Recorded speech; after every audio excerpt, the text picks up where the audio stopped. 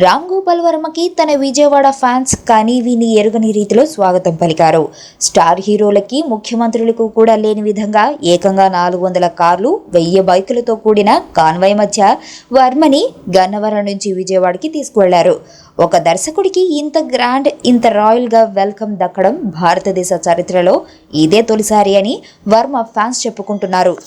వంగవీటి చిత్రం కోసం రామ్ గోపాల్ వర్మ విజయవాడలో అడుగుపెట్టారు. ఆయన పుట్టి పెరిగింది అక్కడే. విజయవాడ రౌడీయిజాన్ని చాలా దగ్గర నుంచి చూసిన వ్యక్తి రామ్ గోపాల్ వర్మ. అందుకే వంగవీటి కుటుంబానికి, దేవినేని కుటుంబానికి మధ్య సాగిన వార్ నేపథ్యంలో వంగవీటి పేరుతో సినిమా తీయాలనుకున్నాడు. గ్రాండ్గా ఆ సినిమాని తెరకెక్కించి ఇక చిత్ర పరిశ్రమకి దూరం కావాలనేది ఆయన ఆలోచన. అయితే వంగవీటి ఫ్యాన్స్కి మాత్రం ఆ సినిమా తీయడం ఇష్టం లేదు. దీంతో రామ్ గోపాల్ వర్మకి రంగా ఫ్యాన్స్ నుంచి బెదిరింపులు వెళ్లాయి. అయినా భయపడని వర్మ తాను రౌడీలకు రౌడీనని, ఎవరికి భయపడేది లేదని, ఫ్లైట్ నెంబర్, తాను బస చేసే హోటల్ పేరు చెప్పి మరీ విజయవాడ బయలుదేరాడు. శుక్రవారం 5 గంటలకల్లా గన్నవరం విమానాశ్రయం చేరుకున్నారు. అక్కడికి వెళ్లగానే అభిమానులు ఘన స్వాగతం పలికారు. పోలీసులు గట్టి బందోబస్తు ఏర్పాటు చేశారు.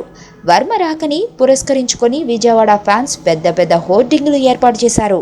వర్మ విజయవాడలో 3 రోజులు గడపబోతున్నారు.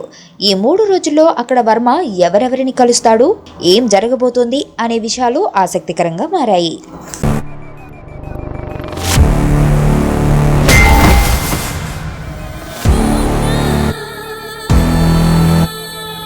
ఎర్రతోలు కదా స్టైల్గా ఉంటాడనుకుంటున్నావేమో. Mass, ఊర్రా mass.